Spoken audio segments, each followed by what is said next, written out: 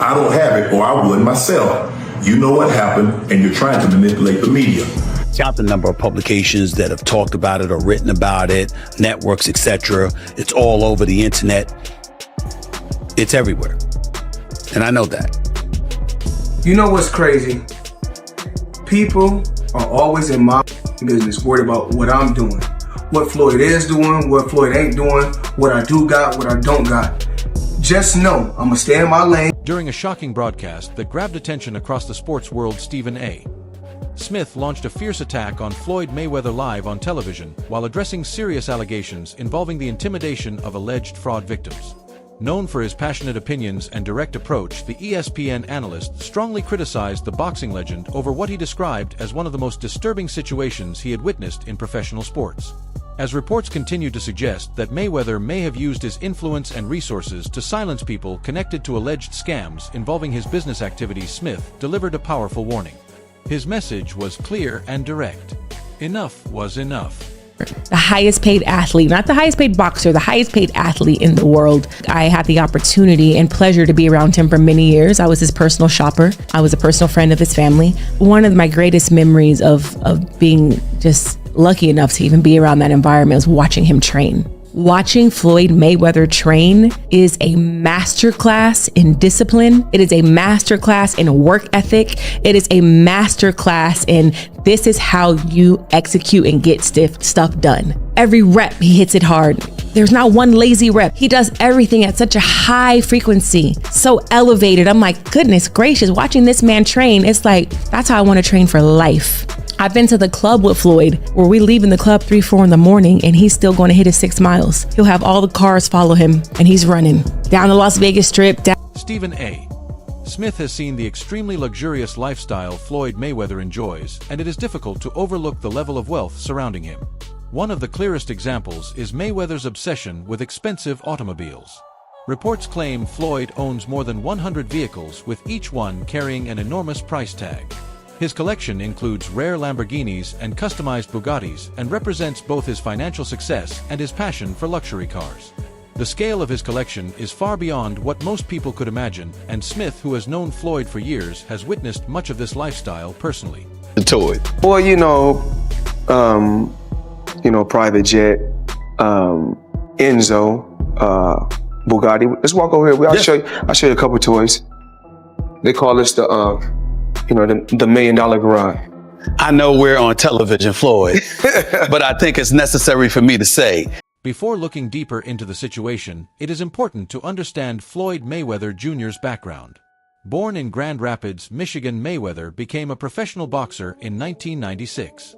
By the early 2000s, he had already established himself as one of the most skilled fighters in the world. His undefeated record, outstanding technique, and strong tactical understanding made him an extremely difficult opponent inside the ring. His ability to read fights and control his opponents helped him become one of boxing's most accomplished figures. Consistency when it comes to teams that you don't like and not a fan of, and they constantly win all the time. The Patriots went through the same thing. Small example, I'm gonna just take boxing for instance. Right. Floyd. Yes. Everybody loved when Floyd was winning early in his career. Yes. But when he kept winning, yes, he became the villain. Yes. And then everybody paying in and tuning in to see him lose. Right. That's it. Yes. He became the... Mayweather has also faced legal challenges connected to his business activities. In 2022, he was named in a class action lawsuit that accused him of involvement in a cryptocurrency pump and dump operation, although the case was later dismissed.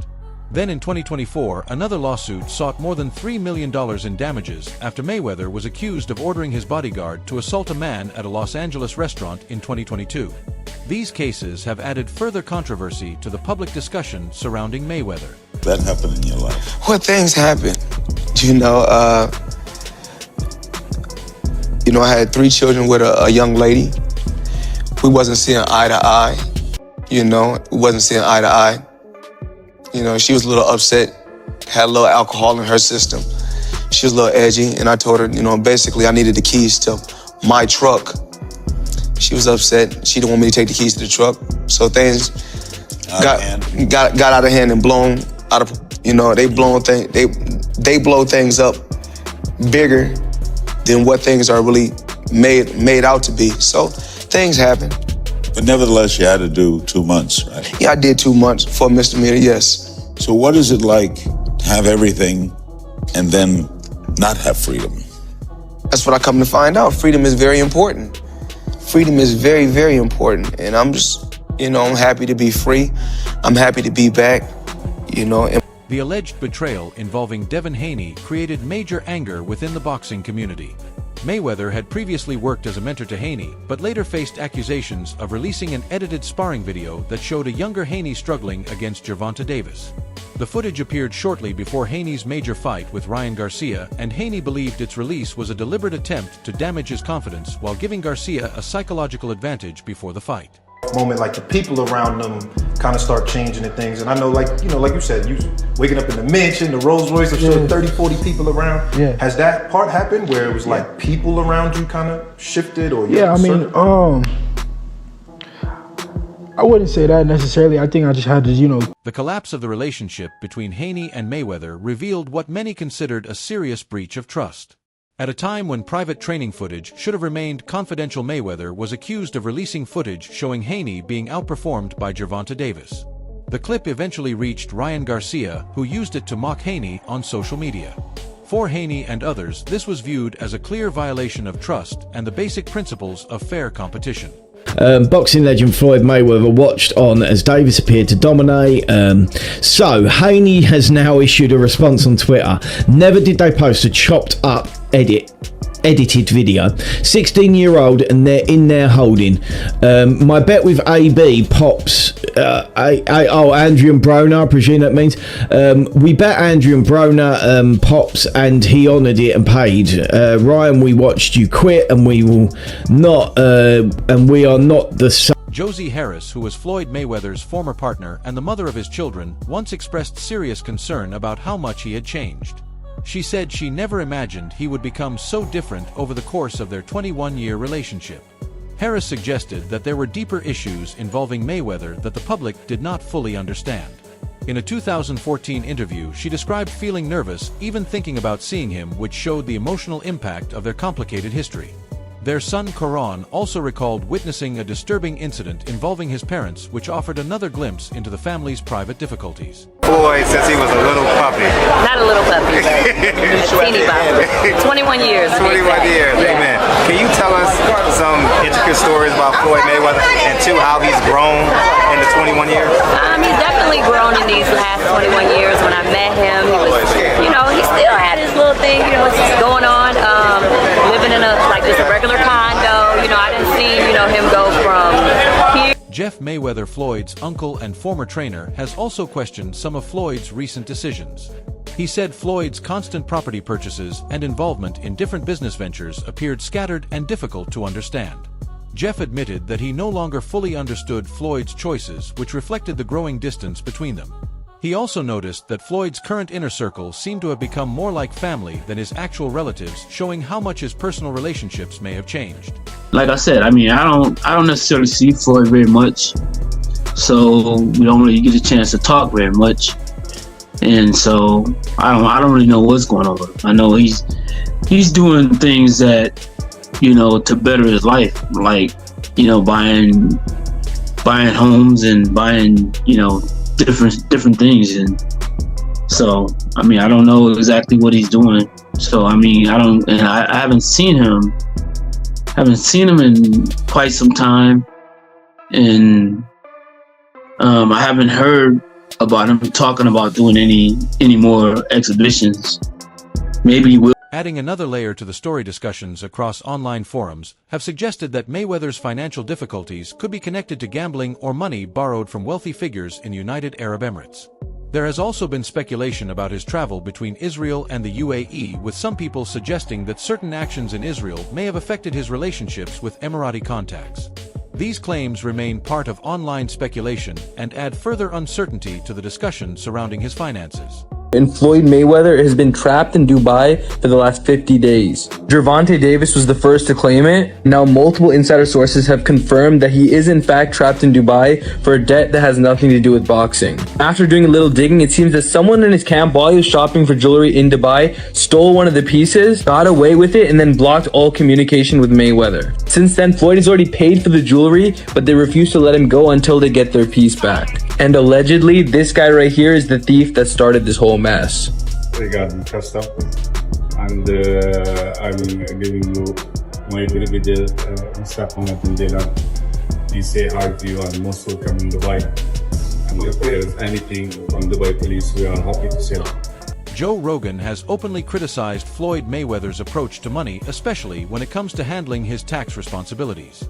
Rogan warned that ignoring tax obligations could eventually attract serious attention from the IRS and create major legal problems. He emphasized that no matter how wealthy someone becomes, failing to meet federal tax requirements can result in large penalties and government scrutiny. His comments highlight the importance of financial responsibility and the potential consequences of neglecting tax duties. To the IRS, how much does he owe? It's in the $20+ million range. It's a lot of money, man. But it's not something that he's been, it's not like deception. No. It's just neglect to pay. Neglect. And it's also like, I think, and there is like a truth to this, he makes so much money, there's probably a point when they're like, hey, it's time to pay your taxes. And you go like, all right, here's a check for $25 million. That's an incredible amount of money. And then they go, that's true, but you owe 50 more.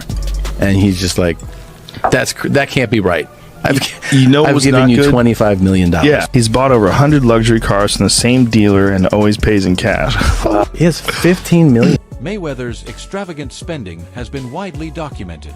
Reports claim that he once spent around $5 million in a single week on real estate and a private jet. Spending at that level has raised questions about his financial condition and the priorities behind his lifestyle. Critics argue that these purchases may be more about maintaining his public image and appearance of wealth than making careful financial decisions. You know what I mean? Because seeing Floyd Mayweather with all this money and cars and clothes and hoes and yada, yada, yada, it just kind of reminded me. There was a small segment in that episode that stated that a lot of fighters believe in their immortality. You know what I mean? We've seen this before. So the question I ask, we have seen this movie before. Boxers traditionally going broke. You know, they start off well, so flamboyant with all this money and all these cars, and they have businesses they invest in. There's something special, you know, at least in their minds they are. And then after either retirement or near retirement or after the fight game has left them, traditionally boxers go broke, ladies and gentlemen. And I'm not saying this is going to happen to Floyd Mayweather, but I swear on everything, man, I hope it doesn't happen to Floyd Mayweather, because Floyd Mayweather is going to go down in the halls of history, ladies and gentlemen, as possibly top 3 to top 5 to top 10 of all-time greats. I mean, depending on how you view Floyd Money Mayweather. But however, he is definitely the #1 boxer of my era, ladies and gentlemen, of my time on this earth of watching the sport of boxing. No one has the skill set of Floyd Money Mayweather. Carve it up, chop it up how you like. Get on the debate about his opponents, all this other crap. We can have that for another video.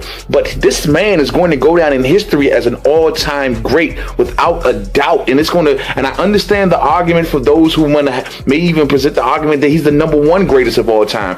I see valid points in that argument. I don't agree with that, but I see valid points in that argument. This is a great boxer. We are going to miss Floyd Money Mayweather when he leaves the sport, ladies and gentlemen. But the fact remains, Floyd Money Mayweather and all of his accomplishments and all of the great things that he's done inside the ring, however, seems to be playing the same tune or acting in the same movie of a lot of boxers that make a lot of money and just go on a spending spree with it and fucking, you know, end up broke in their later years, ladies and gentlemen. I mean, you think of some of the greatest boxers through the eons of time. You can start with like Joe Louis, for crying out loud. Joe Louis, this is a man who made plenty of money. This was the Brown Bomber. This is a man who had 12 straight years of reign.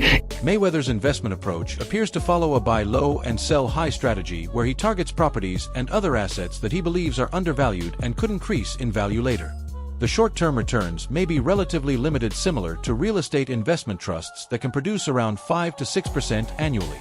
However, the potential for stronger long-term gains becomes greater when properties are improved and the market eventually recovers. This strategy gives Mayweather the opportunity to increase the value of his investments over time. Commercial real estate, skyscrapers actually. I looked at certain athletes' career and I said, I don't want to end up like that. So what I did was this. It started off with $5 million. Put up $5 million, I was getting $50,000 a month. This investment strategy reflects Mayweather's interest in building wealth that can last beyond his boxing career. By putting some of his fight earnings into real estate, he has created opportunities for future income and long-term asset growth. His belief in the lasting value of property, especially in major cities, continues to influence the way he approaches his investments and his plans for creating a financial legacy outside boxing. In 36 months, of course, with one of my new investments, I would be making $300 million a month. But what investment is that? Just in real estate. I agree. I got you. And I'm heavy in real estate. I'm real heavy in real estate. Even though, you know, I got my own liquid. You know, if that means cash. For those, I break it down in layman's terms. Even though I got a lot of cash. OPM. Okay. OPM. You don't always have to use your money. That's why it's very important for y'all to make sure y'all. In October 2024, Floyd Mayweather Jr. revealed a major real estate investment after entering a $42 million agreement involving more than 60 multifamily properties in Upper Manhattan with roughly 1,000 rental units. The seller was Black Spruce Management, which is an established name in New York's real estate industry. The deal was presented as an effort to provide affordable housing while also expanding Mayweather's investment portfolio beyond professional boxing. The move showed his interest in turning his boxing earnings into long-term property investments. All right. Now, Floyd Mayweather Jr., there's a story circulating that Business Insider did talking about this $400 million property deal that he had been discussing here in New York City. But now, according to Business Insider, it's not what you think it is. They said there's no evidence there's been a sale of these properties. And it's 62 rental apartment buildings in Upper Manhattan. Here is what Floyd Mayweather had said at the time on a video that he posted on his Instagram. I love bringing the people into my lifestyle, showing the people how I live. Now, I know you guys see me on the regular talking about real estate. Well, lately, I purchased 62 apartment buildings in New York City. And what I need you guys to do, slide over and check out the photos. It's not all 62 buildings, it's a few buildings, but guess what? All the buildings belong to me. However, later reports raised questions about how much of the project Mayweather actually owns. While Mayweather said he had completed the purchase, property records did not show a full transfer of ownership. Real estate experts suggested that he may instead have acquired a minority stake with options to increase his ownership later. His real estate company Vita Properties has also not publicly confirmed the exact details of the arrangement.